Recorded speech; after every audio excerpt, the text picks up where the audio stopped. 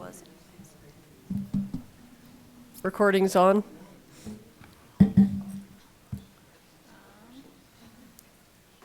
Recording in progress. There we go. Yes, it is.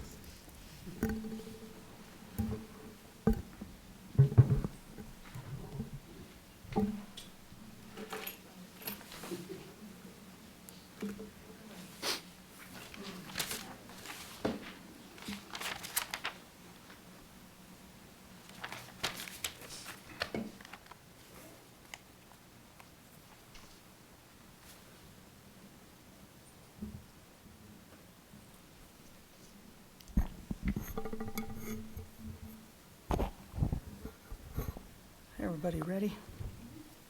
Guys ready? All right, good evening, everybody. Today is Tuesday, March 19th, 2024. I'd like to call this meeting to order at 6:30. Roll call. Trustee Zazzaro. Yeah. Trustee Hartz. Here. Trustee Moreland. Here. Trustee Thomas. Trustee Wolf. Here. Trustee Ah. Here. And Mayor Tarkington. Here. Would everybody please rise for the Pledge of Allegiance?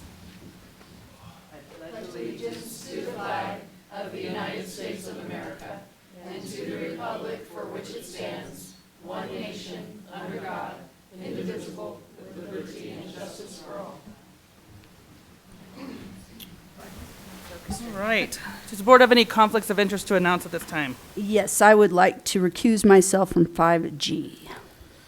Okay, noted. Anyone else?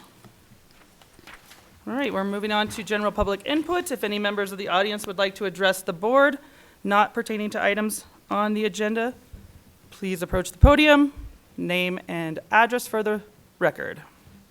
Ron Blanchard, 627 Louisiana Drive. It's more of a request from the board and the mayor, and that is to start the process of looking into how we fund the master park, whether that's a tax, sales tax incentive or initiative, or whether it's forming a special district with a bond or taxing, however options are with that.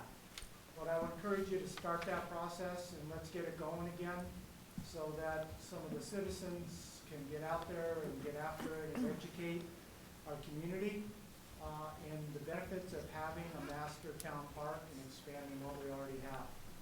We've gone over the benefits of that. I'm in support of that, so I would hope that we put it back to the public and the voting public, and let's get it going. Thank you. Thank you. Thank you. Thank you.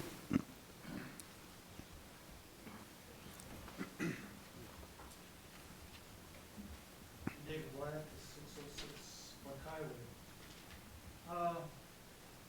I see my friend Jackie up here, and I just wanted to reiterate some of the points she's making with her letter. The primary thing, and I think Brian just spoke to it, we need a better mechanism for funding recreation. Let's do a district. I think that's a great idea.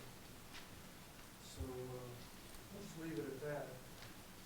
I know you know that Jackie had initiated that process one time before, and it's unfortunate that didn't come to pass because it would save a lot of hassle. Thank you.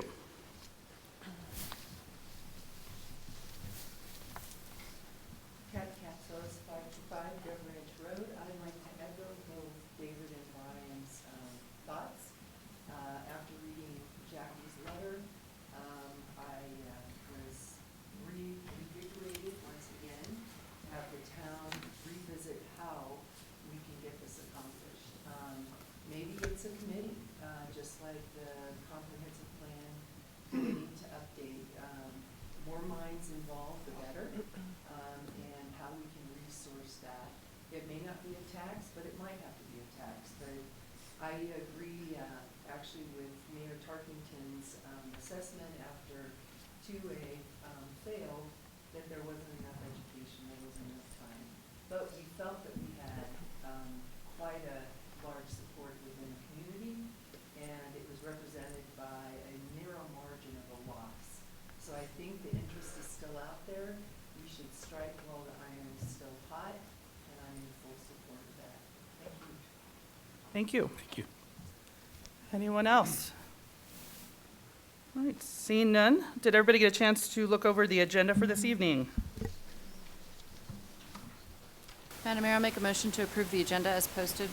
I'll second. We have a Take your second. pick. Roll call, please.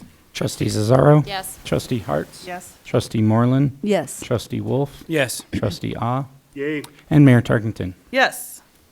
All right, we're going to bring up our grant request for the evening. We have the Pine River Valley Youth Sports. And I just really want to remind everybody, even if you're speaking here or you're up here on the panel, please speak into your microphone. People are having a really hard time hearing us. Not me, I guess, but the rest of y'all. So speak up. So we'd like to bring up Pine River Valley Youth Sports. Please state your name and address for the record. Billy Vaughn, 713 Current Drive, Bayfield. You want to tell us about your organization? Yep, so we just recently started up Pine River Valley Youth Sports. We've, as far as football goes, we've been under Farmington's umbrella for quite some time.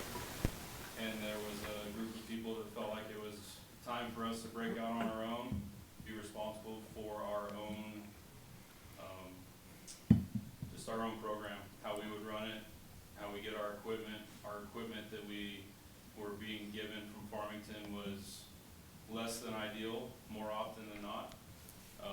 And so through a lot of work and effort from especially even previous people before us, we decided to make that move this year, and so we've broken out on our own. We've created our own nonprofit organization to benefit the youth of the area.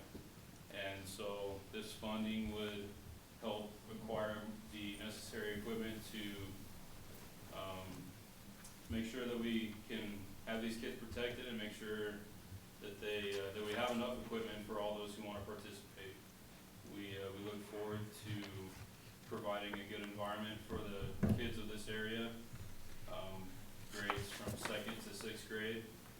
We've seen the benefit what football can be to these kids, and we look forward to providing the best equipment that we can give them, and this funding will help do that.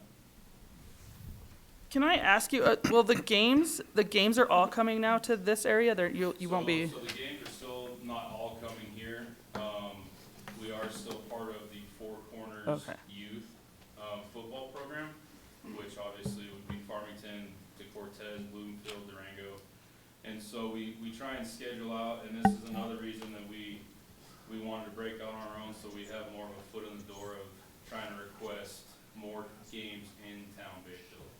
We would like to have ideally 3 to 4 games out of the 8 that we play in town Bayfield. We were less fortunate last year. We had one, and then they did allow us a playoff game to play here, and so we're definitely making a push to acquire more games so that we bring more people to our town and our families don't have to travel out of town every week. And so that's another big push from the board, is making sure that happens.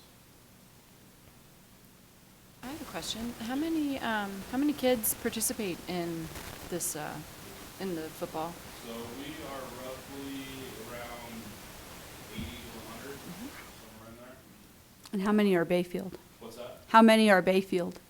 I would say about 85%. So we do incorporate Ignacio a little bit. They don't have their own program. So we do welcome some of their kids here. The Ignacio kids kind of have a choice between Bayfield or Durango. They're kind of a flex city there, flex town. But we do primarily have most Bayfield kids here.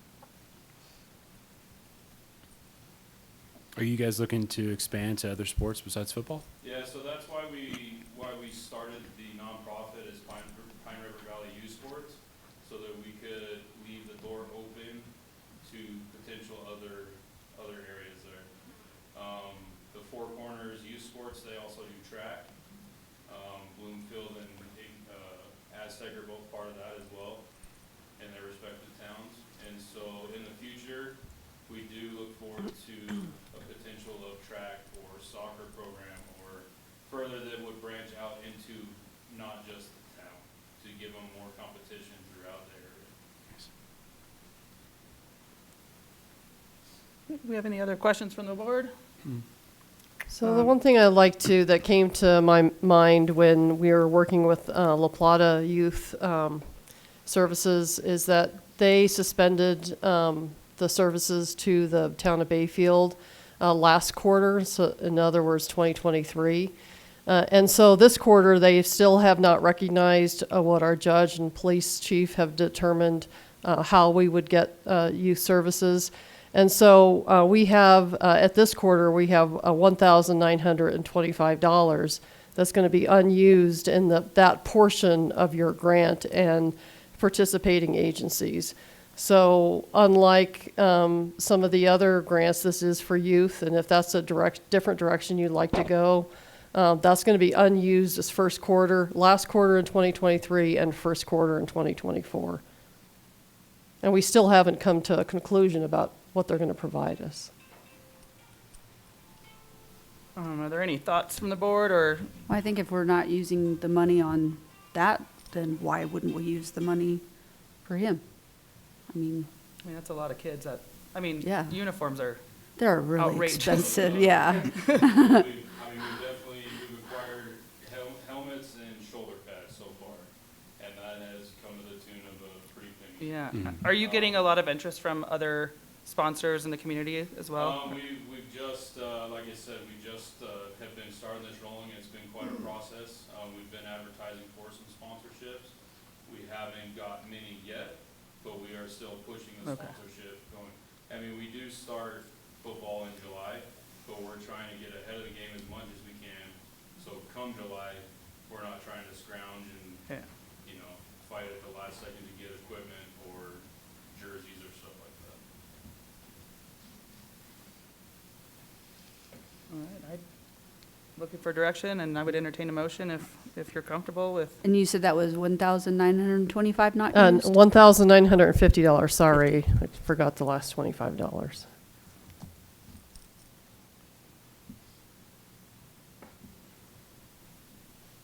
I'll make a motion to award Pine River Valley Youth Sports $1,950. Second. All right, any other further discussion? Roll call. Trustee Cesaro, Yes. Trustee Harts, Yes. Trustee Moreland, Yes. Trustee Wolf, Yes. Trustee Ah, Yay. and Mayor Tarkington. Yes. Congratulations, thank you for coming out, and good luck to you. And you are welcome to stay for the rest of the meeting. It is probably riveting, or you can, I want that Bayfield football hat. Just saying, I'm seeing the sponsor levels. we can fight over the tickets. Thank you. Okay, let's move on to our LPEA electric car chargers. Yeah, so this came before you on a couple meetings ago, probably a couple months ago, regarding LPA has asked if we would like to take over the car chargers, which are right out here Town Hall.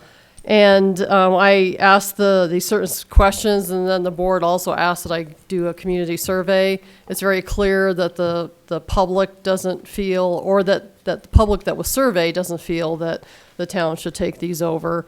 It is an added operation that we would take over. I'm not too sure we really have the resources to take that over at this time. Maybe in a couple of years when they've got tried and true and tested and can give us their actual income that they make from those car chargers. That they do say in here that they are making money on it, but it'd kind of be nice to have a couple of years beyond just today. So I mean, that's your call. Yeah, I would let LPEA keep it, maintain it. I don't think it would hurt to throw in our newsletter or anything like that we have it here. I don't, obviously the community is not aware that we have these, but I just feel like our staff already has enough responsibility on their shoulders. I don't really want to add another thing. Agreed. I think the responses from the got public. enough direction. Enough for you? direction for me. Thank you. Okay, we'll move on to the Jackie Borland letter that you all received. So I'll start out. Received this letter just before your last meeting, and I know that Nicole Killian has an update of sorts to give regarding the plaque or artwork that we would like to do in honor of Ed Moreland, Joe Stevenson, and the previous mayor that actually did all the stonework. All of a sudden, I've forgotten his name. But anyway, Herm, there we go. So anyway, I'll let Nicole give an update, and of course, Jackie Moreland is here via remote. Yes, good evening, everybody. So we did put this on our work plan for 2024. We actually had it on our work plan for 2023, and we did apply for a grant in 23. We did not get the grant, but we did budget for our match for 2024 budget. So we do need to find some grant funding to help cover. We have some money set aside, but it probably won't be enough to do any sizable monument in that area. So it'd be just on this west end of the park is what we're looking at.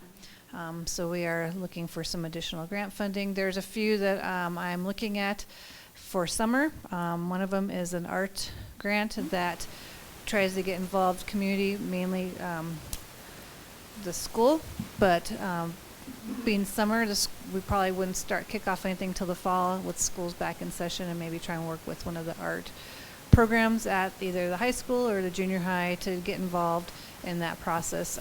But there's different options out there through we have different art programs, and one of them also reached out to me. The Durango Creative District did reach out, and they said they're trying to expand and offer artist or call for artist support in other communities besides Durango. So that might be something we can look into when we're ready to look for this piece. But right now we just need to find some funding to get it. And that's what I have on that. Jackie, since you're here, did you have anything you want to add or talk about, or? You're on mute. Oh, you're on mute. You're muted. You're muted.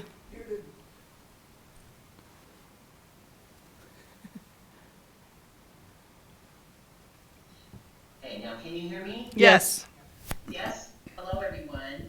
It's nice to see you all. I can't see Nicole or our town manager, but I know you're there. Hi there. Sorry I didn't spell your name. Sorry I misspelled your name on the letter. No, it's just being out. I've been gone for 9 months, and I just want to make sure it's still on your agenda and that something will happen. I know you will. It's just being gone, out of sight, out of mind, that type of thing. I mean, Bayfield is my beloved town, and so if you will recognize Ed and Herm and what Steven said, that'd be great. Now, if you want me to talk on the next subject, I'm happy to, but I'll wait until you ask me. Well, I was just hoping that you were at peace with that answer. It's something I want to see that we follow through with the town. Definitely, I think we do need to honor those that did contribute a lot to this community. So. Yeah, I mean, they did, all 3 of them. So, yeah. All right. So, can I talk? The next part? We'll give you a minute. I know where you're going with this. You know where I want to go. Yeah. Okay, so I'm going to say back in 2014, Ed was supportive of getting Bayfield on the track to have a dispensary because of the money it could generate. I am following up on what he wanted way back then. This is not new. Here are your, I think, as I see it, your options for to get recreation really going, a park, everything that Bayfield needs to satisfy young children, especially our teenage kids and adults. And that is, you can establish a recreation district. That takes a lot of work. It took us 18 months in 1998. We got it on the ballot. It failed. But it was a different time. The other part, you can go ahead and get your sales tax. Now, you need somebody like the people that were there or are still there to form a committee so they can start educating people. So you need to let somebody know, whoever has expressed interest. I'm sorry, I don't mean to tell you what to do. Or, let's see, was that it? Or just lift the ban on marijuana dispensaries. there's absolutely money right there in your pockets. Why would you want to give everybody, make everybody pay more than you can get from the taxes that will be generated from lifting the ban on marijuana dispensaries? Silverton has done it, Mancus, Pagosa, Cortez. That has not stopped Silverton, for example, to have that small town feel to it. People still go there. This will not end Bayfield's small town business. It will just expand it and make recreation a priority for this town. And that's why I was the first recreation director for Bayfield, because I saw the need for it even back in the 80s. So that's my speech here. Of course, I never practice it. All right, thank you, Jackie. Thank you, Jackie. I mean, if the board has any input or anything they'd like to say or get off their I chest have at one this thing time. I would like to say. We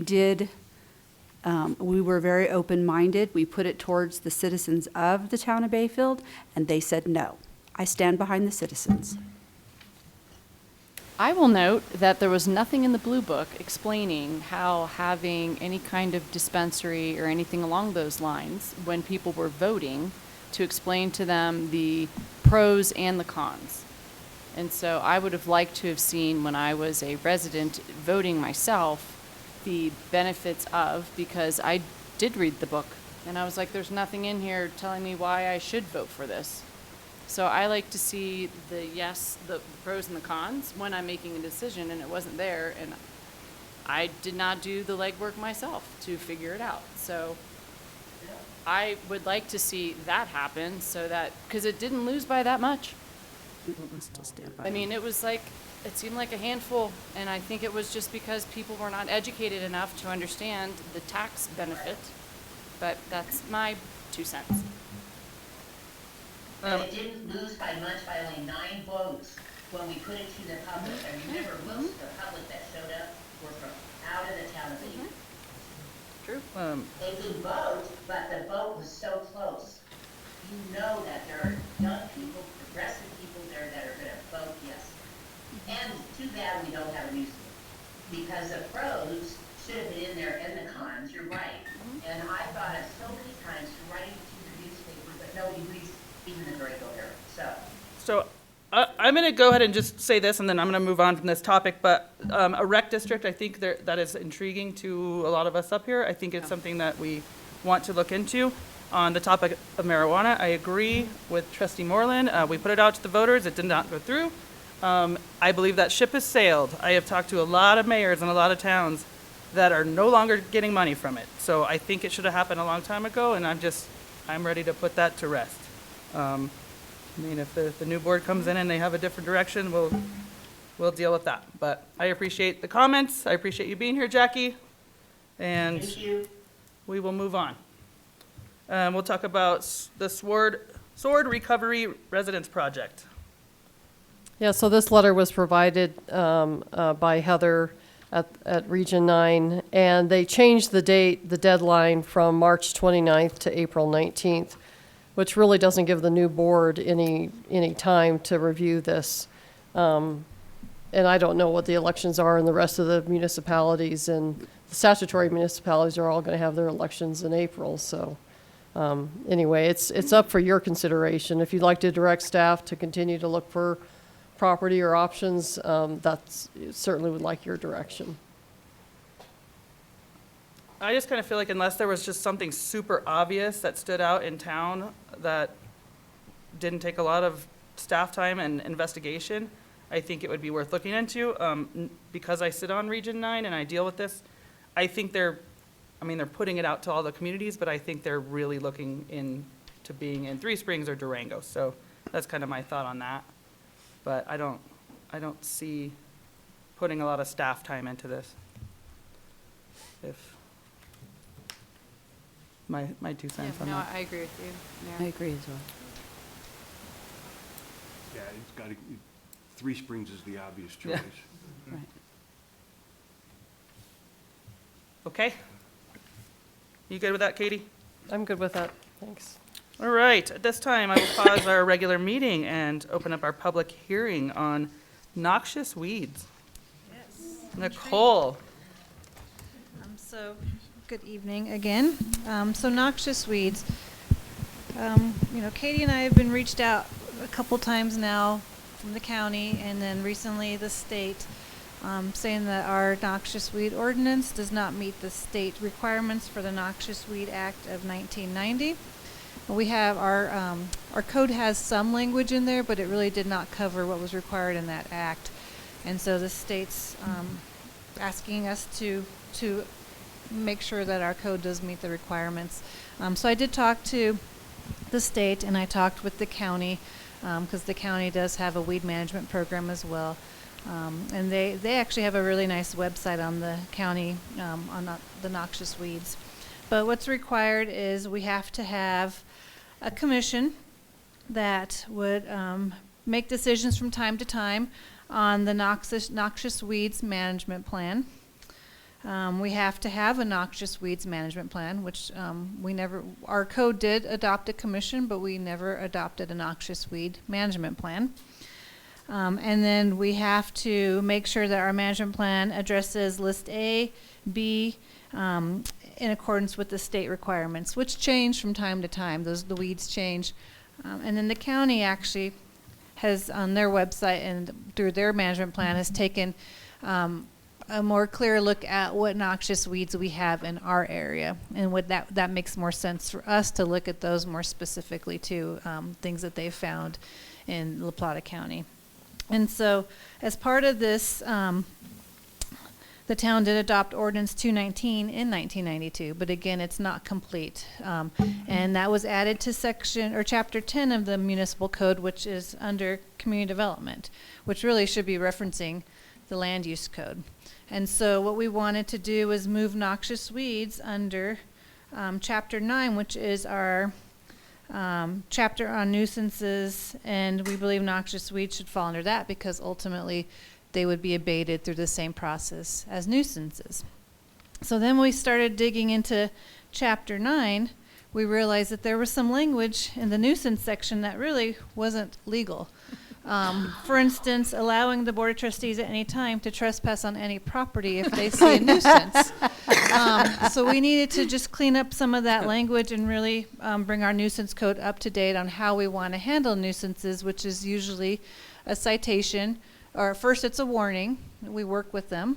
And then if they ignore the warning, then it would be a citation into court. And then the judge makes that determination of how it's abated, whether, how much time they would have to abate the issue. And if they don't do that, then the town has some ability to go in and abate it and get fees reimbursed. And that's the last case. We don't really want to do that.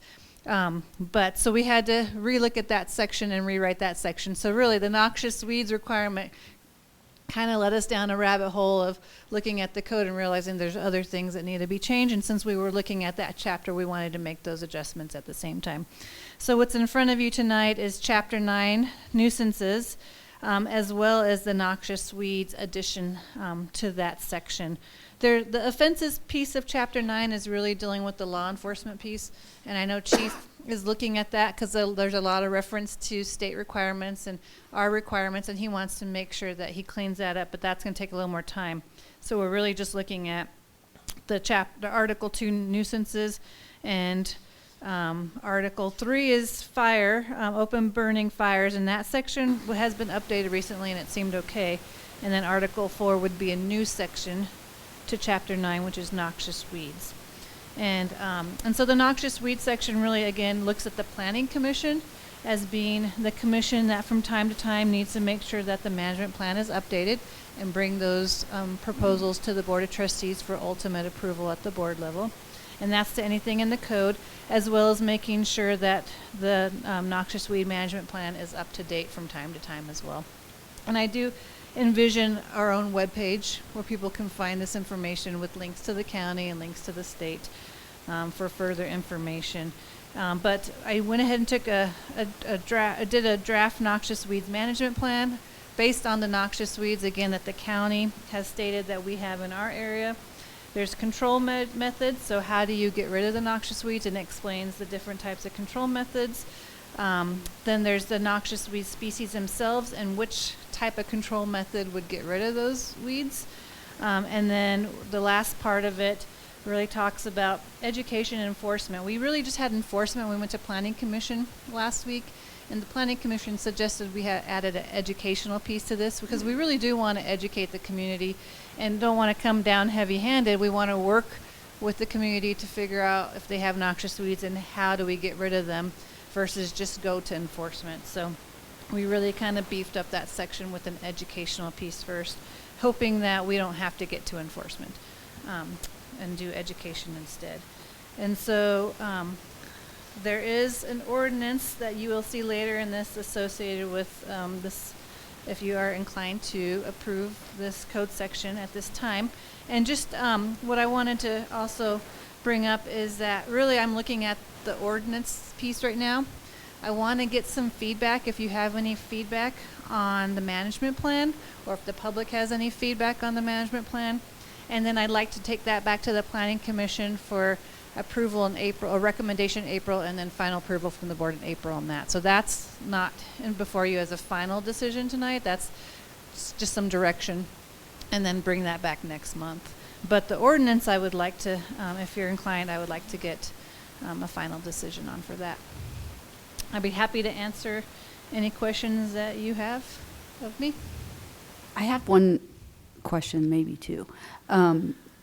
I was curious, I understand why taking trustees and making them not liable to go on there, but I was kind of curious as to why it wouldn't be the police department and the chief of police versus the town manager, because I would think he would get more complaints about noxious weeds than the town manager. I mean, I could be wrong, but I think The it's just the distinction is that this is more of an administrative sort of search, which is generally allowed, believe it or Okay. not, under the Fourth Amendment.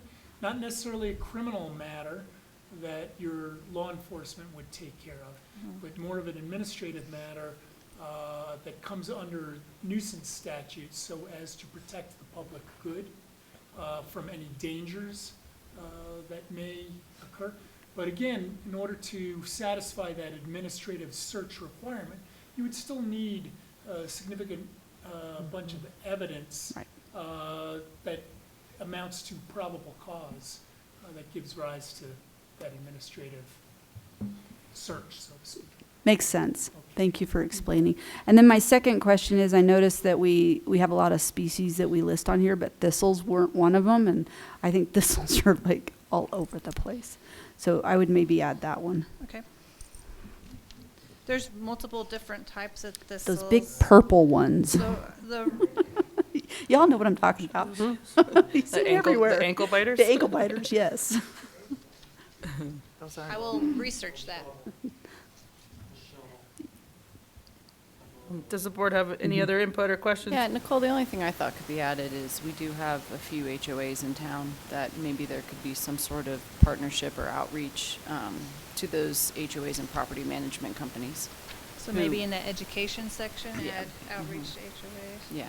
I mean, I don't know that it needs to be in the plan, well, yeah, it would need to be in the Yeah. plan, because I Management, think that they hire people to take care of this, and so they should be well aware of our management plan and maybe somehow be a partner in it. Sounds good. Any other? This is a public hearing, so I'll open it up for any members of the public that would like to talk about noxious weeds. I'd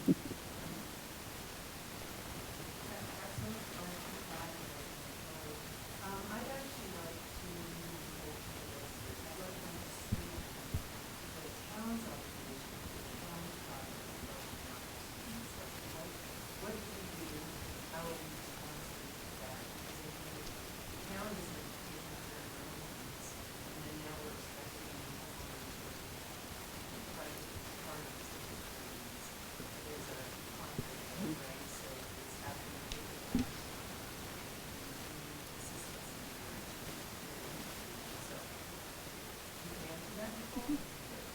Yeah, so I don't know what the town's current policy is on noxious weeds. I mean, I know Parks and Rec has their system. I know Public Works has their process in the right of ways, but the act actually does require the town to maintain public properties, and so we do need to be more diligent about if we find them using these measures, excuse me, using these measures to get rid of the noxious weeds on our properties. So the act does require that. Is that included like a statement by the town, what their obligation is? Should that be part of So it's in the ordinance, section 983C. It says, public lands. The Board of Trustees shall comply with the management plan to control noxious weeds on all public property and public rights of way. David? I have that too. I know what weeds are here. We have a bunch of, and I remember being on the planning commission and doing the whole thing on weeds. And noxious, herbs and the other things. We have a lot of water mains out there, dead ones. Did you know that? Know about hemlock. What was it? Water. Can't get rid of it. How would it be in my backyard? Weeds. I mean, it's so ubiquitous. I mean, there's a lot of these things that it comes with potential ridiculous. But some things that we do need to control, Canadians, that's one. That's That on. comes in bunches. Now, the musk thistle, not so much. Shovel control that. Get out the shovel and all that stuff. Stay out of by any means. That's why it's not on the list. And the other thing too is when I look at the disturbed soil around town, I mean, it's like fireworks going around town. There's all kinds of holes in town, cobbles everywhere. But, this is one of those things where, noxious weeds in general, like, have really disturbed places. So, and if you ever notice, for example, when you put in, new cable and things like that, first thing you see on top of that is little sunflowers. No, you get it, one year, it's one year, see, first year. So there's some things you just have to, just watch. Be knowledgeable about this stuff. Not every weed that we have around here is really weed. You need weed control with a shovel, go out, and you just mow it well. Keep them under control. But, I have a yard that has grass, weeds, and a whole variety of things. I do not use weed killers on my yard. The exception is around, sidewalks. I mean, that's the only place where we see the ground, just to keep it under control. But let's be realistic about it, for sure. I mean, we do need a plan. And education goes a long ways with that. Thank you. Thank you.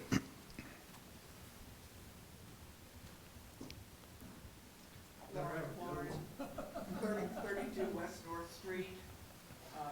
I was near what David's saying about the Canadian thistle, because I have seen this particularly, whenever you turn the ground over, that's when they come in, and they are really hard to get out of there. We just purchased this farm over in Gem Village for Pine River Shares. At first, they did not have the thistle over there, it was just regular weeds and stuff like that, but as soon as last year, when they plowed that up, to, plant vegetables and stuff, Canadian thistle everywhere.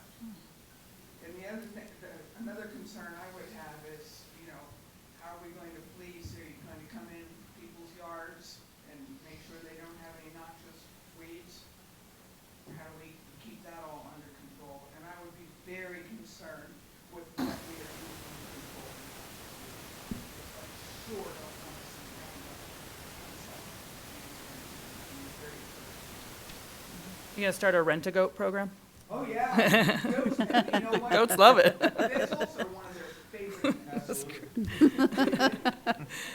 I pull them off when I'm working for a garden. I pull them up and take them home in garbage bags.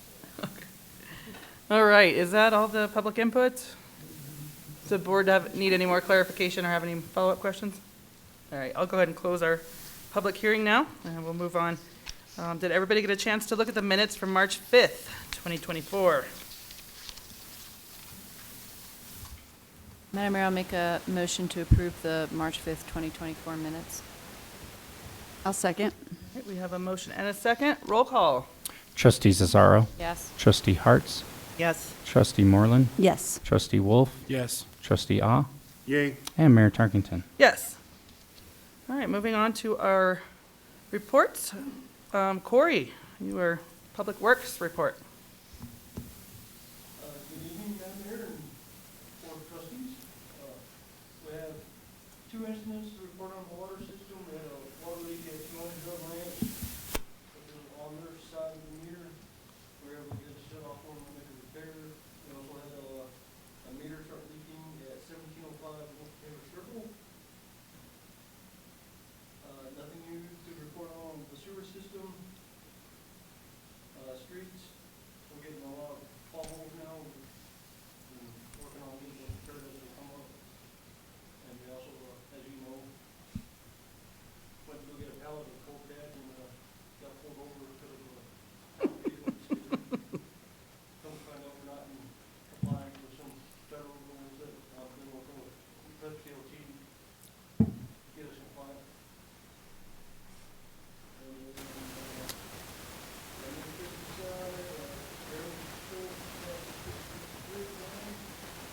Job. And currently, Jeremy and Young House are in a CRWA conference in London. And that's all I have. You guys have questions?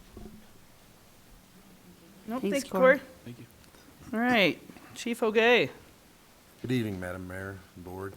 Reference to what was previously brought up by La Plata Youth Services, it is a youth diversion program that works within our municipal court system.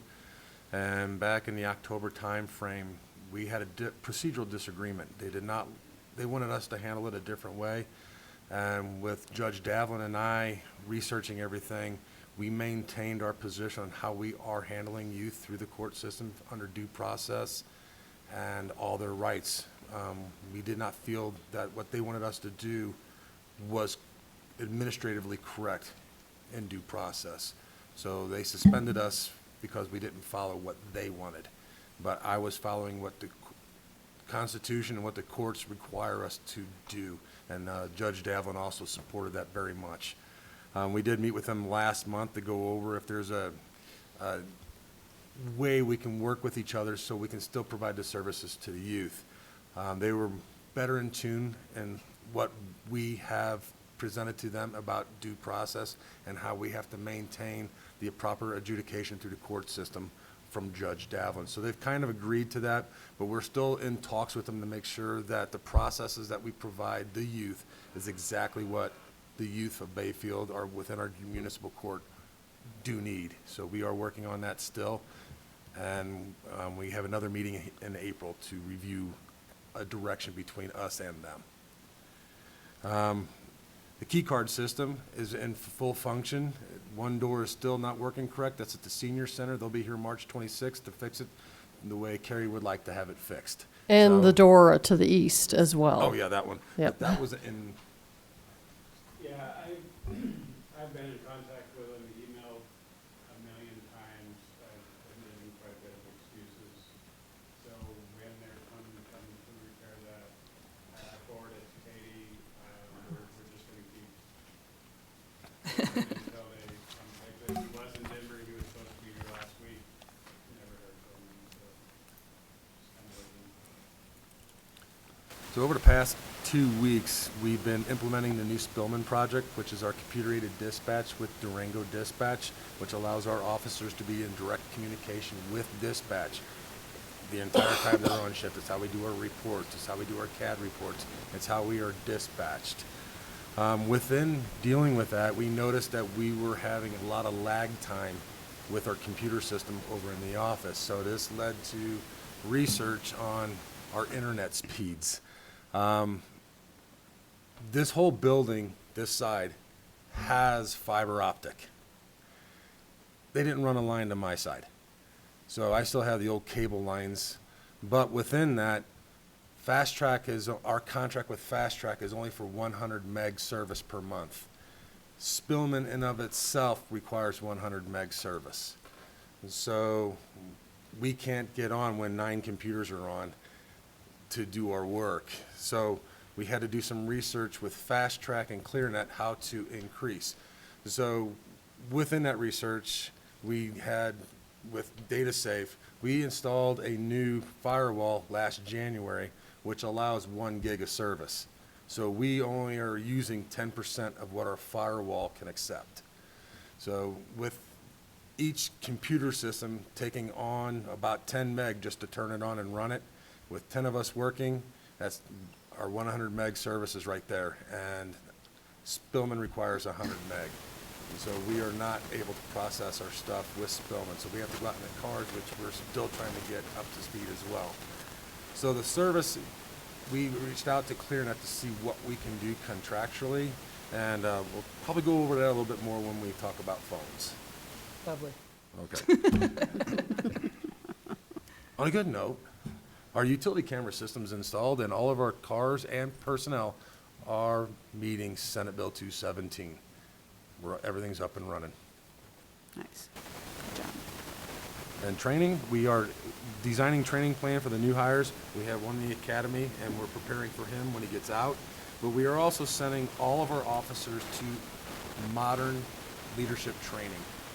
Sergeant Strissel's going to one that's going to be Alita in Bloomfield. It's a week-long, more advanced first-line supervisor, and each one of the other officers is going to go to SWAT. We're sending them to design a better build for our future as police department.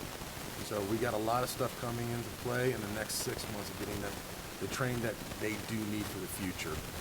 That ends my report for February, but March is going to be big. Okay, any questions for Chief? All right, thank you. Nicole, Community Development.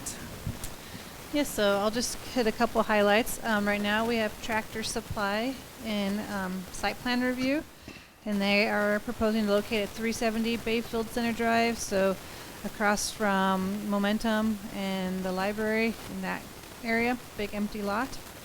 The lot actually goes from Bayfield Center Drive all the way to essentially the highway right away, so it's a big piece of property. Porky Smokehouse, they've received a building permit to go in at 581 Colorado Drive. I think they're getting close, so we may have another option for a restaurant soon in Bayfield. Our Dark Skies, we are looking at doing a joint Dark Sky event with the library.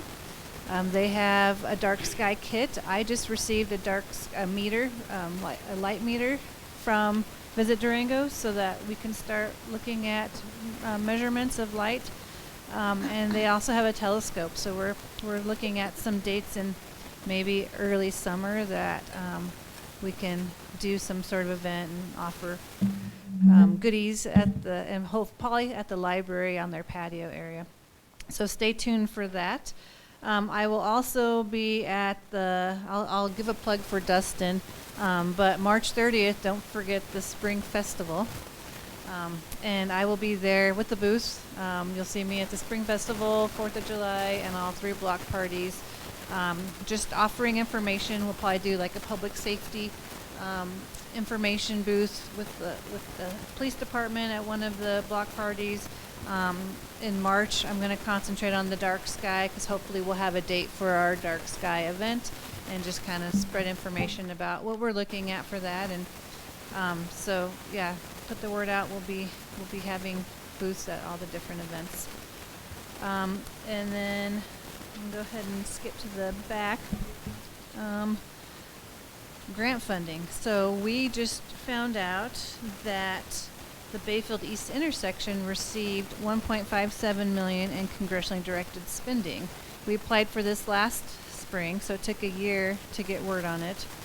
We applied for $3 million, and we did get the support of both our senators and our congresswoman for this funding. And so we were awarded $5.7 million. They told me that I will probably not hear anything else from the federal government on this until possibly fall or early winter. So, but that gives us time to wrap up engineering. We're still doing the engineering piece. We just revised the traffic study, and they're getting that to CDOT for their review.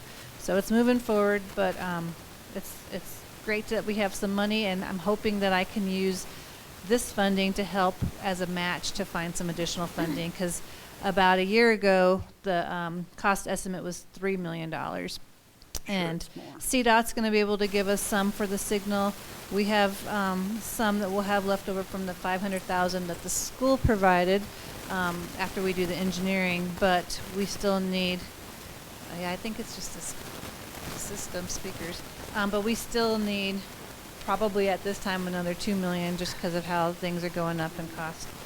So I still need to look for some additional grant funding, and hopefully I can use this. I'm right now researching whether I can use this or not for a match for some additional funding.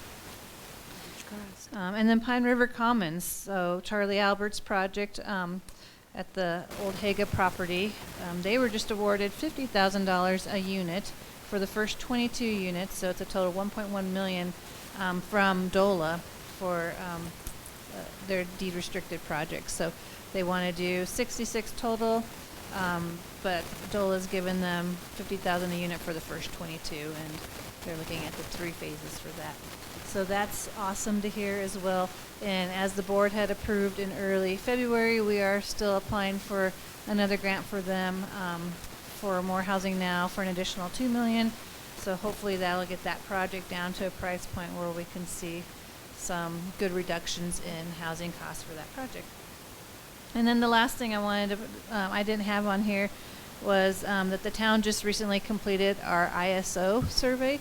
Every 4 years, the town's required to do this survey based on our building permit processes, and the ISO is insurance. What insurance companies use when they're actually looking at underwriting for property insurance in our community.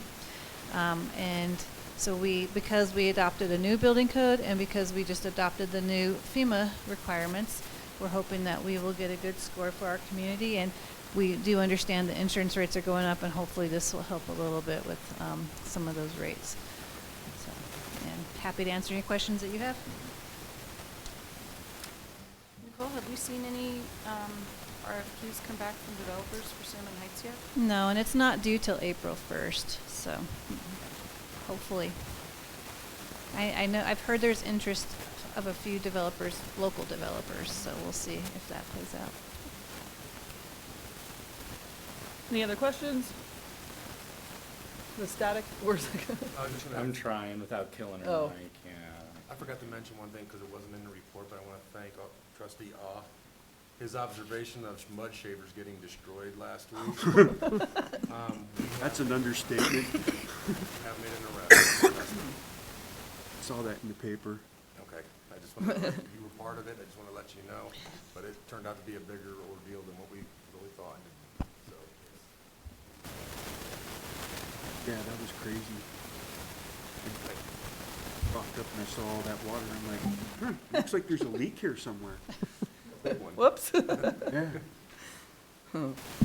Okay, thank you, Nicole.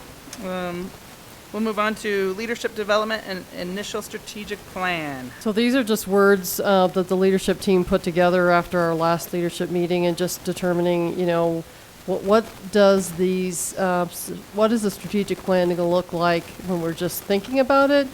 And then what will these look like later on when we actually have a operational strategic plan that we bring back to the board? So this is just kind of a couple words and ideas put down on paper. It doesn't necessarily mean that the finance director is going to retire, but she did say, just in case, have a succession planning. So just FYI, this is just kind of our first stab at putting this together. Any questions on that?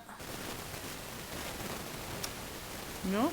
We will move on to our financial agenda items. Do we have any public input pertaining to items A through G on 5A through G? All right. Buckle up, everyone. We're about to talk about telephones. So the telephones, I think we finally got information. We really had to go through Clear Networks and not Fast Track had its own challenges. I want to thank Kristen, she's here tonight, regarding putting this little spreadsheet together, because I kind of took it and revamped it to figure out what it's going to cost for phones. So on the the page 56 towards the bottom, or towards the whole page actually. At the top is really what we pay for internet and phone service today. We can't figure out how Public Works is getting internet, nor the water plant, nor anything else. But we're kind of, that's probably why we're struggling with speeds here at Town Hall. But we did kind of figure out the phone system. So when we looked at the monthly charge for phone system, we're looking at $614.99.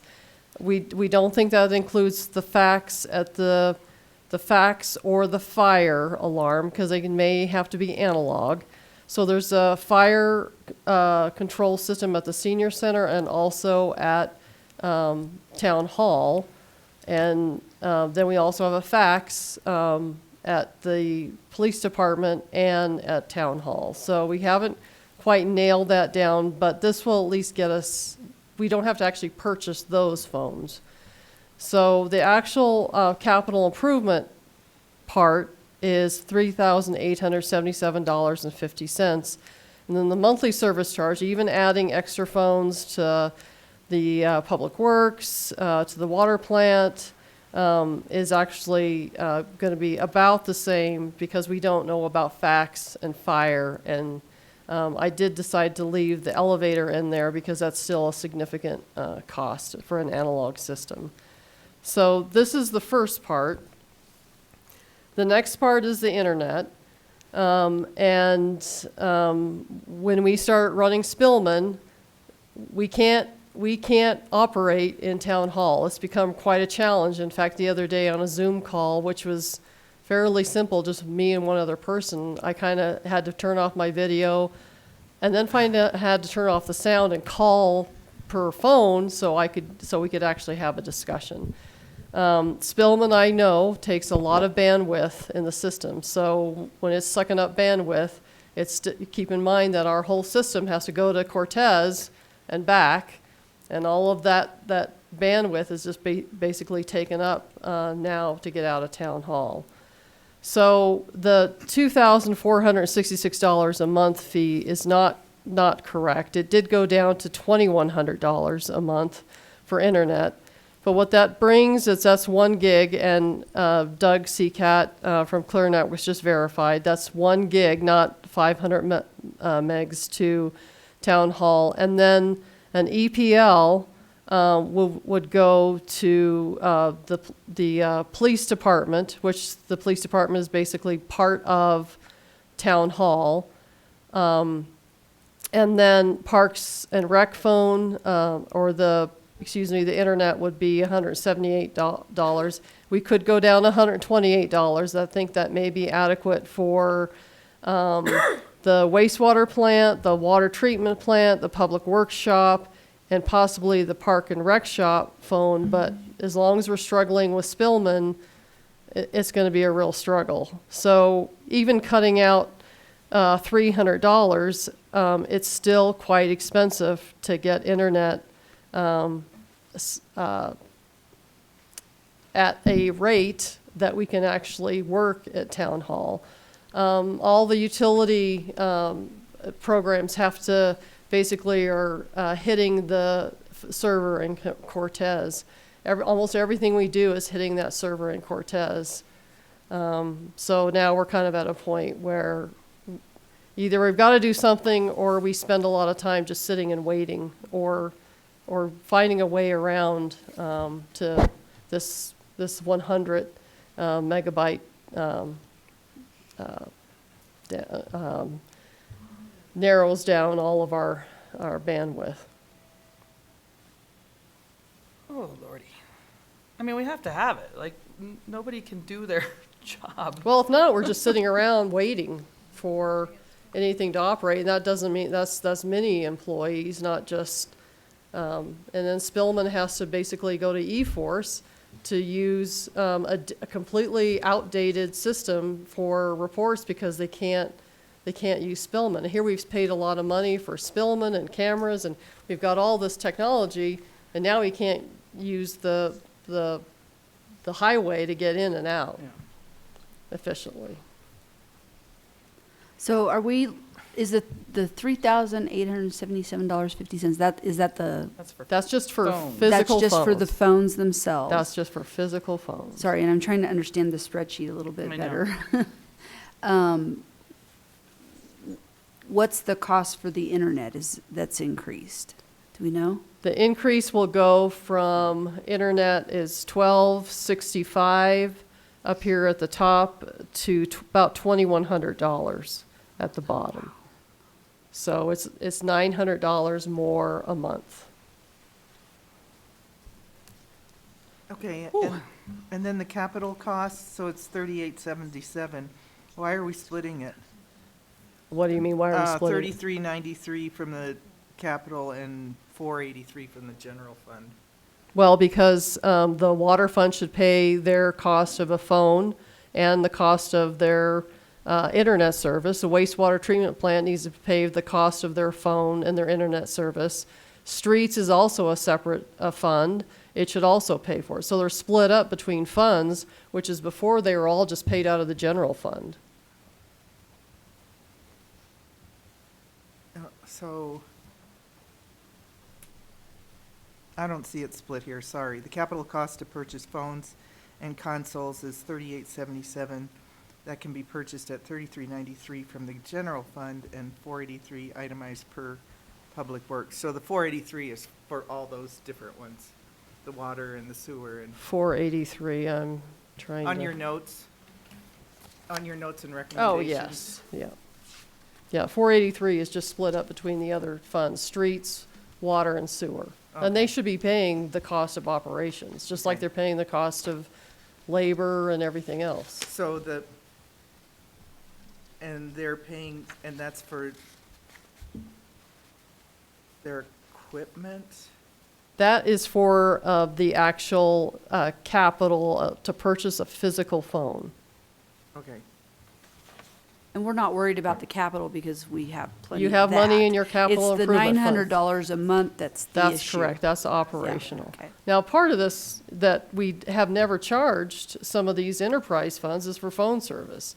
So even though it looks like it's $2,100, now we'll be actually charging the enterprise funds, water, sewer, and then another government fund, the streets, for their share of this cost, which has never been shared before. And that's why we can't figure out how we're paying for it today. Katie, I might be misunderstanding the spreadsheet. The current charges, the phone service is $664 and change. The internet current package is $601 and change. But the new internet package monthly is going to be $24.66 and change, correct? It's going to be $2,100. 20, Yeah, okay, they so knocked if- off $338 Okay. in the last. So the difference is significantly more than 900, right? 'Cause we- That's, you're right, you're correct. Okay, I was trying to figure that out. I was like, I'm not adding this to 900. So our current monthly right now is $12.65 and change, and our new monthly is going to be $2,800. So it's, the phone service is $664 currently. It's going to be $614 with the new system and the new phones. That's just phones. Then the internet is the big The internet's change. where the change is. Internet is the big change in monthly service. The phones actually slightly go down, That's correct. but the internet more than makes up for it. Yes. Katie, in previous meetings, we were talking about the service, it's ending up being kind of a wash going to the new service from the old service. So this is where you're showing the 664 and the 614. 'Cause we- The phone service is going to be a yeah, wash. were we talking about the internet service previously? This No, can of worms this- kind of this got kind opened of- up. Okay, yeah, because I was like, I don't remember, I just remember talking about phones. Yeah. No, they got their Spillman put into play this And it last and found out there's a bunch of zonked everything. errors. And our data safe quote would have needed internet, so you guys had asked for all of those costs. That can of worms. That's the can of worms with the internet was that if we had gone with data safe's quote, we would have had to have better internet service as well. And then the Snowden thing just ended up causing havoc in the middle of it all.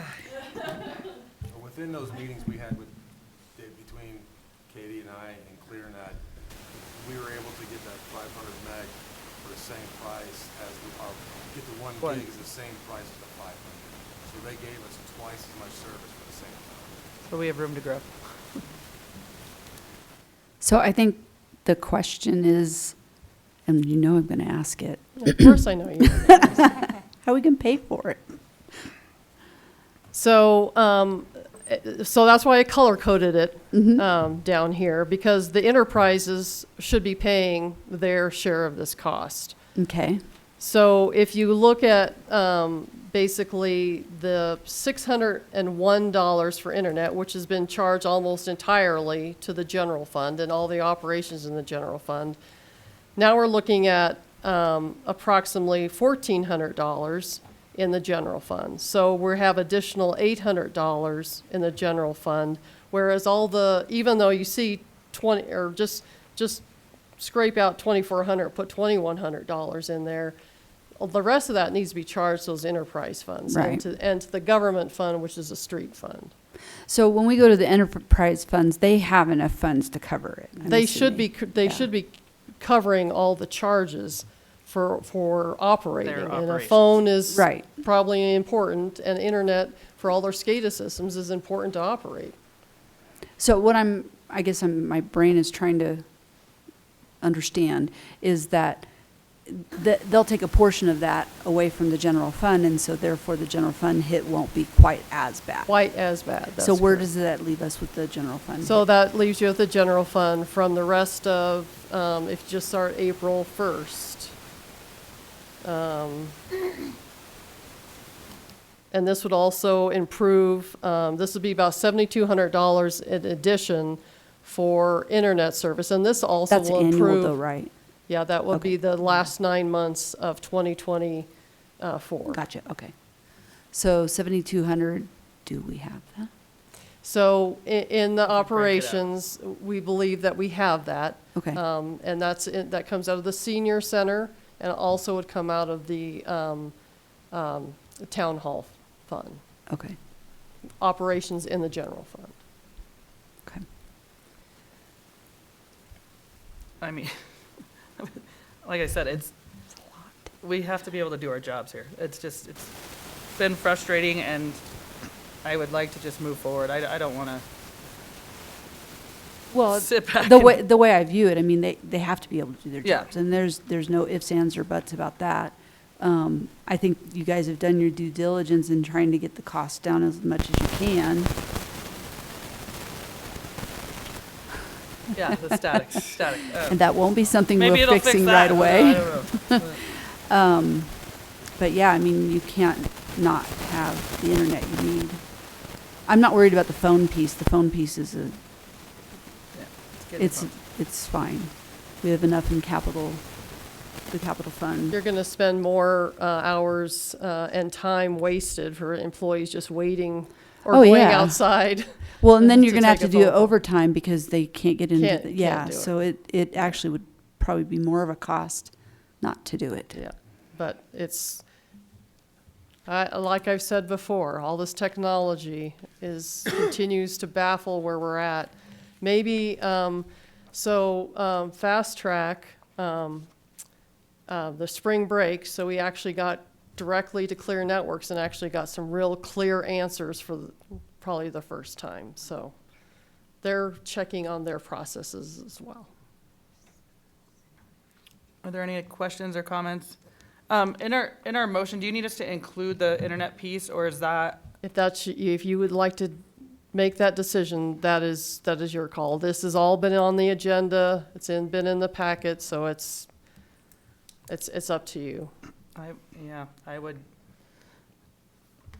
just include it so we can get the ball rolling. Do you on want it. us to put a dollar amount on that? I would say not to exceed 8,000, because it's just in case there's. If you would Right. like to say 1G, 1 giga to the main line, and then if you want to go down to 100 megs for a EPL, that will cut the cost, but it's really going to only cut No. the cost of the enterprise Yeah, funds. It's that not doesn't- going to do much to the general fund.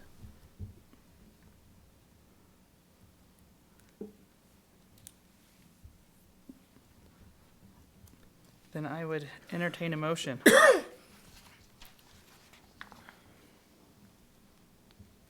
Madam Mayor, I'd like to make a motion to approve the $3,877.50 from each identified operation as associated with a fund, and to approve the addition of the internet not to exceed $8,000. You think that'll cover it? It should. Okay. All right, we have a motion on the table I'll second it. and a second. Any further discussion? Roll call. Trustee Zazzaro. Yes. Trustee Hartz. Yes. Trustee Moreland. Yes. Trustee Wolf. Yes. Trustee Ah. Yay. And Mayor Tarkington. Yes. All right. Thanks for all the legwork on that. I know that's been just taking up a lot of your time. Oh, all right. We can move on the phone discussion for the moment. Moving on to our February 2024 financial statement. Kathy. I don't have much. We're not too far into the year, but by the end of February, we had received, for the most part, all of the funds due to us in 2023, with the exception of the last payment from the county for the senior center IGA. We get a payment from them twice a year. We did just receive that, so that'll be moved back to 2023, and we'll be ready to move forward. We have spent another $39,740 out of the capital fund in February. Or no, I'm sorry. Yes, 39,000. Part of that was the police department's new patrol vehicle. The other part was the water heater for the senior center. And we did make final payment of $222,061.52 to Clear Networks for the CNL building. And so I'll be processing a grant reimbursement for that money. How long does that typically take, do you know, to get? The grant reimbursement? It just depends. Usually within the month. Oh, okay. Yeah. So it shouldn't take too terrible long. Other than that, there were no expenses in the garbage fund. You might notice there hasn't been any in January or February. So I've been on the phone with them. That is, of course, their delay in billing. So you'll see all of that catch up with us in the month of March. Other than that, everything else is going as it was expected. Interest is still doing really well. In Collar Trust, in the month of February, we earned $45,815 in interest on our Collar Trust accounts. I meant to ask, is that in our budget to earn that interest? Or do There we- is Okay. fairly significant interest in there to earn that, yep. Rates are expected to go down a little bit by the end of the year, just so. Yeah. All right, are there any questions for Kathy? I would entertain a motion. Madam Mayor, I make a motion to accept February 2024 financial statements. Second. We have a second. Any further discussion? Roll call. Trustee Zazzaro. Yes. Trustee Hartz. Yes. Trustee Moreland. Yes. Trustee Wolf. Yes. Trustee Ah. Yay. And Mayor Tarkington. Yes. Sales tax is in your packet, unless you have questions. We will move on to the Mesa Park sunshades. Here you go, Mark. Bring down the phone from that machine. So yeah, we ran into a problem with the power lines, as we've talked about in the previous meeting. I reached out to all three vendors that I got quotes from for shade structures, and only one of them got back to us as far as trying to work around the setbacks on the power lines. I did give you guys kind of a site plan and an aerial photo. I don't know if you can see that. Yeah. But the power lines are about, and I'm just guessing because, they're up 30 feet in the air, but they're about 5 feet away from the border of the says we have to be 7.5 feet away from the power lines and 11.5 foot clearance. So Rocky Mountain Recreation designed a shade structure that will, meet those requirements. It is going to cost more than our original $50,000 budget. They're asking $73,915 to install, and it's more. It's not your traditional hip shade. It's a sail type shade structure. It looks good. I would like to have the regular hip shade, but they're 26 feet tall at the peak and 14 feet tall at the edge. They're just not going to work with those setbacks, so we have to change plans there. I do want to reiterate the importance of the shade structure. Of course, liability with the playground equipment getting hot, keeping our kids safe, with the sun exposure, as well as preserving our playground equipment. I don't know what we paid Summit to put that in, but I'm guessing it's probably in the $150,000 range. So this will help keep the sun off of the plastic equipment that we have at the park. But yeah, that's what they're asking. They did give a few other, and these are just preliminary ideas that they threw out there for a cantilever type.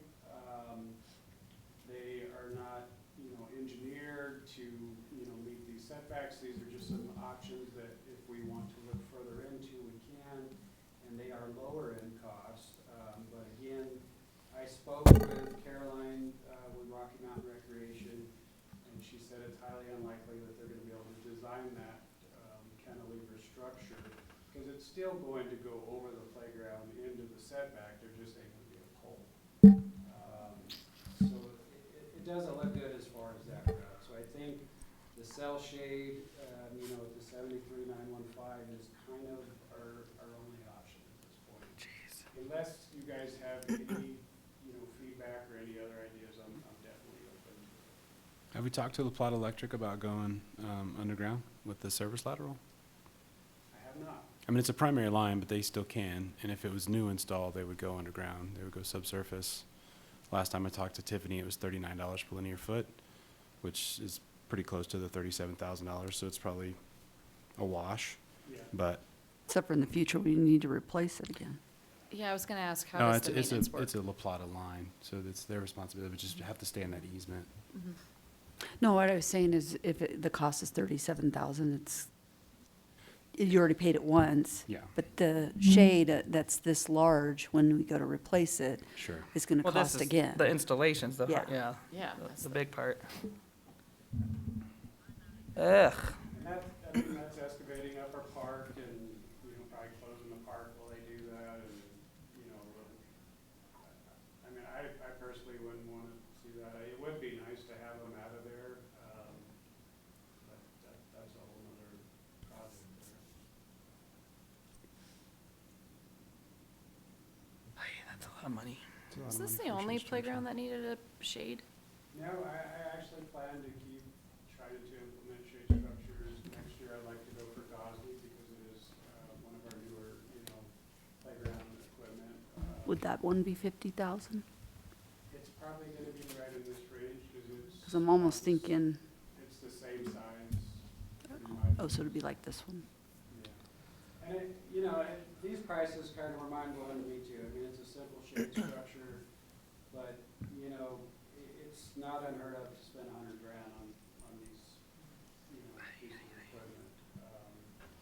And I've looked, Willie Go, they've got a lot of different things to choose from. They got, but all the prices are pretty consistent. So I don't think we're gonna save any money by trying to go to a different vendor. And this vendor, this lady actually came out on site, got her equipment out, measured, looked at everything, had an engineer draw up plans. The only thing we would have to do is pull a permit, or go through a permit process. But other than that, this covers material, all the equipment and the installation and meets those So I personally have nothing against getting shade in there, and I understand the reason behind preserving the playground as well. But part of me thinks we need to have a little more forethought in it and plan a little bit better, and maybe we do 50,000 this year and 50,000 next year, and we get it next year because we've saved for it or we've put it into the budget. There's so many other things that we have that come up that are necessities. It's somewhat of a necessity, but I don't think it's as much as some other things that could happen throughout the year, and we're only in March. So, I actually thought about that. Yeah. And Katie and I did speak about that. We thought about buying the material, storing it, possibly in a zircon if it'll fit. But our concern is, new board, new stuff, and do we just sit on that equipment for years and it never gets installed? That was one of our concerns. So it is the same thing that happened to the Eagles that are actually now on Eagle Park, is that there was a goal to put those up, and then when they got the foundation design, they decided not to do it. So then they basically sat in the shop yard to rot, really. And they did. They were pretty badly damaged. Dang it. So I just took a trip over to Alamosa, stopped in every small town, stopped in every park. Nobody has shade. They have shade for park benches and picnic areas around the play area or the playground equipment. But there aren't any, none of them have it. Well, it's like the library, they take it down for the winter because the snow load is too much. So they don't put them up until. Okay. So yeah, this time of year, they're not going to be up.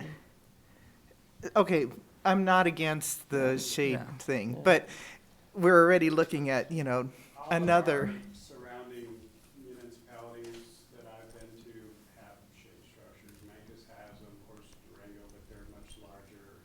Ignacio doesn't, but most of the municipalities that I've gone used to look at their parks have shade structures over there. So, yeah, instead of putting it in this park, I would rather see it in the Gosling Park or somewhere where it's more visible, more used. This park's pretty used. Yeah, I was saying It is very used. It's used more for people running their dogs in it than there is. It is used a lot. But But they're saying it's too hot. I've heard that complaint. They're Right. like, we won't let our kids slide down that thing because it's too hot. right. So that's the concern there, and that's why it went on our radar for this. But I agree that the cost is just baffling me. But I also know, the sun keeps beating down on that, and then now we're replacing the entire Right. playground. If you look at Eagles playground, you can see how bad the sun has damaged that equipment, and it needs to be replaced at some point too. It's pretty old, but it's very faded and starting to deteriorate. So isn't that equipment in Eagle more equipment than what we have on Mesa? And wouldn't, No, it's less. Mesa's a larger playground than Eagle. Lengthwise, anyhow, it's quite long. It's about 50. like, the cost to replace it? The playground equipment? I have no idea. Yeah. I can get some quotes on that. But the Mesa's newer, that's why you want to preserve it. That's correct? Okay. What's the footages again, Mark, that you have to be from the lines? The footage of the playground or the playground equipment? No, from the structure to the power line. What's the required length? 7.5. 7.5 feet from the structure and 11.5 feet vertical distance in between. And I did talk to La Plata Electric. They're guesstimating their lines are about 30 feet tall. Okay. And for me, I know Corey mentioned getting a fiberglass rod and trying to measure, but, I'd much rather just let You don't these need a guys fiberglass rod. Just get your engineer. surveyor out there. He can tell you where they're at. Yeah. You can do a 3D model on it, and it doesn't take but an hour or two. It's not that big of a deal. And just from How looking hard at would it be to move some of that equipment around and reconfigure the park and get the shade away from this stupid power line and run it more north and south along the road? Would it be a possibility? That's gonna cost a lot more money than what I'm asking, right? You wanna move the playground Not the whole playground, just enough equipment to get away from the power line so you don't have to deal with it. But it's one. It's a one unit, it's a solid unit.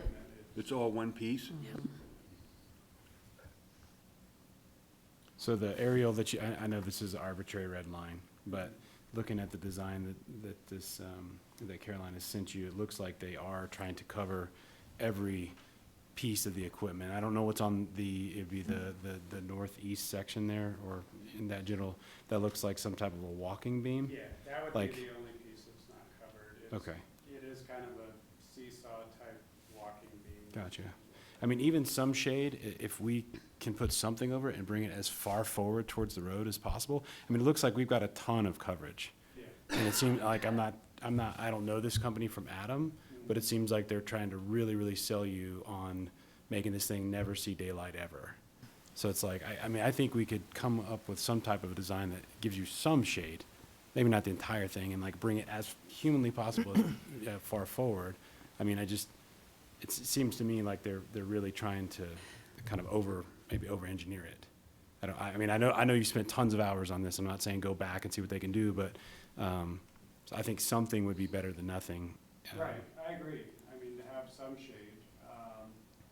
You know, they're trying to, you know, meet our budget and cover as much of the equipment as they can with this, and that's what I've asked from them, because that's what I would like to see, as much of the equipment covered as possible. You know, I don't want to just partially, and it's not gonna keep all the sunlight out. I mean, you know, the Yeah. sun's gonna hit it at different times of the day. But that's what they were trying to accomplish, is to cover as much as they can. Now, yes, we can scale that back, but then we're kind of defeating our purpose of protecting our equipment at the same time. Depends on which way the sun's going, where's north on this aerial photo? North is on, So That's north. so the aerial photo is taken with north north straight end would up? be kind of where the swinging, it's not monkey bars, but it's, and then there's a house right there with a wood fence. I don't know what the. I guess when I'm looking at the photo, when I'm looking at the photo, This would be the north end. this is north? Yes, ma'am. Okay.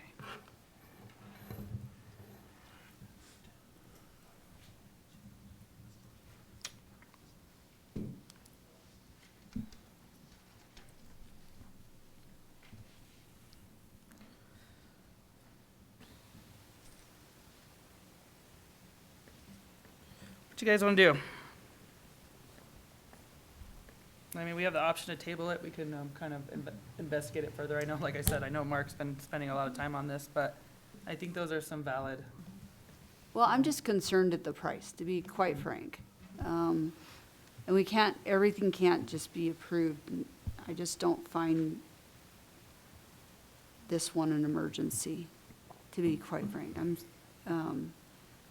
I'd like to see, you know, if there's a way we could design it, like you were saying, maybe only 3/4 of it, you know, take into consideration where's the sun rising and setting from. You know, if it's going this way, could we, you know, reduce it a little bit, turn it a little bit? You know what I mean? I just Yeah, like if feel the like kids can there's- utilize the 3 slides during the day and Yeah. then we could go. You know, I just feel like there's some finagling that we may be able to do in the design of it And I can go back. to get it to My our, thoughts too were maybe try to get more of the afternoon sun, because that's what it's. right, exactly, exactly, that's the whole idea. Or, you know, we, if this is, you know, the best scenario out there, we save the 50 for this year and apply it to next year's budget, and we do it next year. And maybe your whole plan of, you know, trying to get shade covers is every other year you add a shade cover versus, you know, trying to do it faster because we don't have the budget for it, you know? And that's fine. What I will do is I will go back to them and see what they can do and what they can propose to meet our budget. Okay. And then I will bring Yeah. that back to you. If they can't, then I am totally fine with, you know, We take- budgeting again and getting this done next year. Costs Yep. most likely will go up, but we can. Maybe they'll take a nice deposit and do, and honor it next year in March to build. don't know. It's worth a try. So then I would entertain a motion to table with further information from Mark when he gets that. I like to Would make- that be, would that include looking at other parks too? Like, could we put just a standard shade over another park without having the extra complication of the electric wire over it? Or could we look at another one that might fit in that 50,000 that's What I can do is budgeted? go and just take some general measurements at Gosney, and, you know, I've had quotes on several different sizes and styles, and see if, you know, it's close, and then if so, then I can reach out and get quotes for Gosney. That's, you know, But- Can't hurt. I'll get back to work on it. Let's put that on in a motion. Let's go ahead and, Madam Mayor, I'd like to make a motion to table the Mesa Park sunshade decision while more research is done. I'll second that. roll call. Trustee Cesaro. Yes. Trustee Harts. Yes. Trustee Moreland. Yes. Trustee Wolf. Yes. Trustee Ah. Yay. And Mayor Turkington. Yes. Sorry, Mark, thanks for all the research. I'm sorry. All right, moving on to I&I sewer rehabilitation. Corey, what you got for us? As you know, we had GPRS come out a year or so ago and, you know, video our entire sewer system. They help with NASCO reporting, pinpoint some points of I&I, along with STM, town staff, and get this company's name. RH Borden and Company. We would like to install flow monitoring devices at irrigation ditches and other select areas in the town to help really pinpoint where the I&I is coming from. With the addition of the video footage that we have, we're asking for $35,500, And it's in the budget. and it's in the budget. Yeah, I read that. All right. No, No, that was a good report. It was- yeah, you laid it all out in front of us, and it is something we've been trying to do, so. Are there any other questions from the board? No, Madam Mayor, I'll make a motion to approve the $35,500 for the project to identify I&I. I'll second. All right, we have a motion and a second. Any further discussion? Roll call. Trustee Cesaro. Yes. Trustee Harts. Yes. Trustee Moreland. Yes. Trustee Wolf. Yes. Trustee Ah. Yay. And Mayor Turkington. Yes.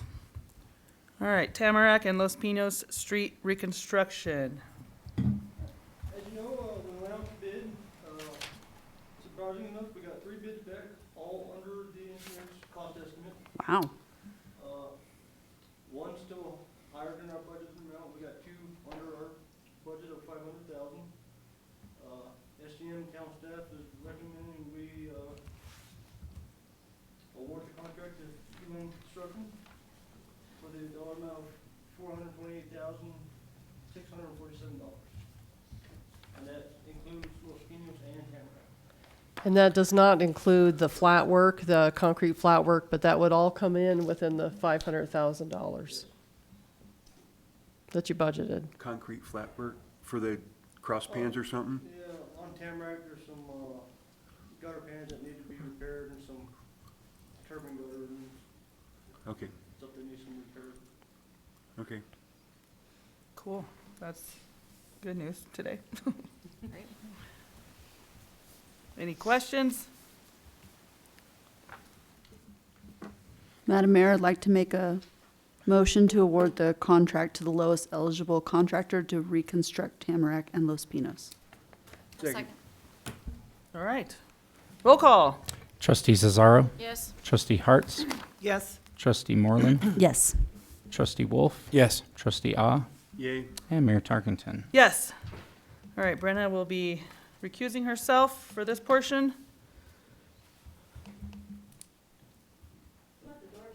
Yeah.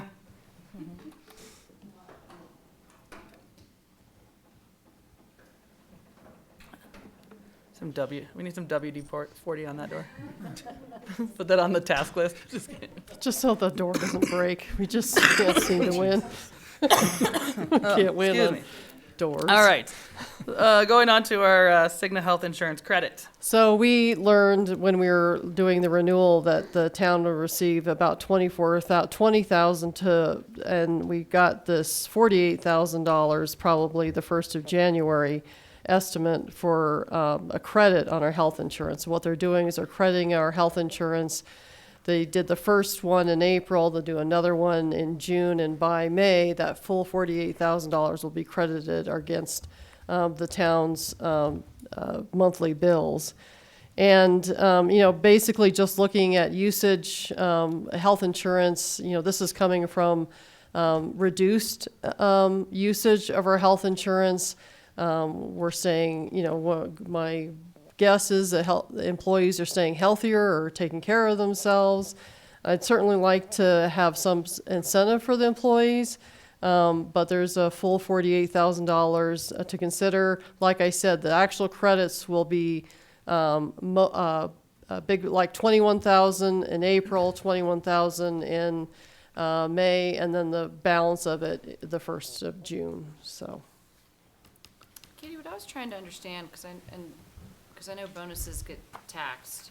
they are taxed. That's correct. Yeah, so is there a way to apply this to the monthly cost of insurance that either the town is paying or the employee pays into their insurance? You could certainly do that.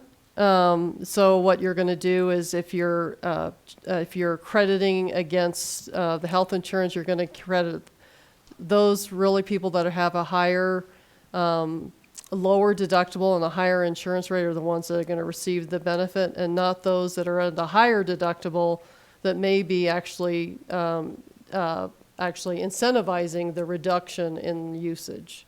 So you're kind of, and I'm not saying I'm going to pick on any unhealthy or healthy employee, but what you're doing is you're incentivizing those that have a lower deductible that are costing The town more. Yeah. Could this go into some sort of FSA or into a like a retirement? HSA, it can go into an HSA at no tax to the employee. It could actually go towards another wellness credit as well. That would also be another option. Just a reimbursement for wellness, and there's several items that the town does for wellness, and it's been well used this last year. And so then how does that end up getting taxed? Because it seems like if it goes It's to a reimbursement. It's not actually a Okay. salary. So the staff would end up getting more bang for their buck if it was in some sort of a wellness credit or an HSA or That's correct. something along those lines versus here's a bonus. Because as you just said, perhaps the staff is staying healthier, which is why we have this credit. So why not Yep. reward healthy practices versus here's some cash that's now taxed? Yeah, and not every employee has an HSA Right. high Sure. deductible account, so.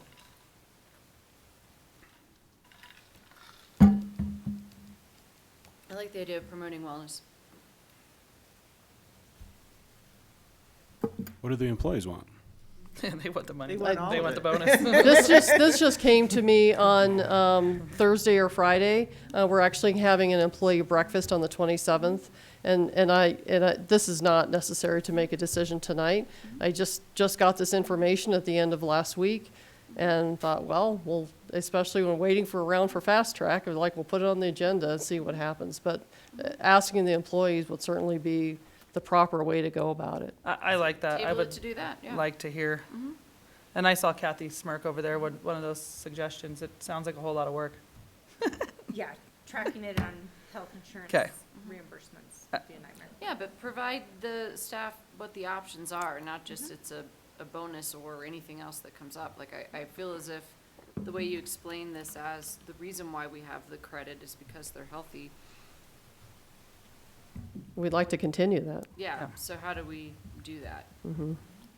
Or maybe it goes towards a humongous employee party. Right? I mean, I like that idea. I would entertain a motion to table until the employee breakfast. Madam Mayor, I'll make a motion to table, with direction from the board regarding requests for additional information. Second. Roll call, please. Trustee Zazzaro. Yes. Trustee Hartz. Yes. Trustee Moreland. Oh, she's out in Oh, the hall. sorry. Trustee Wolf. Yes. Trustee Ah. Yay. And Mayor Tarkington. Yes. All right, we'll bring Brenna back in. And we will move on to our action agenda. Just one last time, we were talking about ordinance 499, the noxious weeds. So if there's any other final public input, we'll take that now. If not, we will move on to ordinance 499. I think we had those updates that were noted. You're just looking for, so that's all for the later, that's gonna come back to the board. Tonight is the ordinance, okay. Tonight's the ordinance. I didn't hear any changes to the the ordinance. no. I just heard to the management plan. That's correct. Except I see some spacing, so I'm gonna fix that before you sign the ordinance if it gets. Okay, I forgot to do that. so if there's no further questions, comments, I would entertain a motion on ordinance 499. Madam Mayor, I'd like to make a motion to approve ordinance 499 with the spacing corrections. Do I have a second? Second. All right. Roll call, please. Trustee Zazzaro. Yes. Trustee Hartz. Yes. Trustee Moreland. Yes. Trustee Wolf. Yes. Trustee Ah. Yay. And Mayor Tarkington. Yes. All right, don't forget, everybody, we have that April 1st meeting. Tell everybody to get out and vote on April 2nd.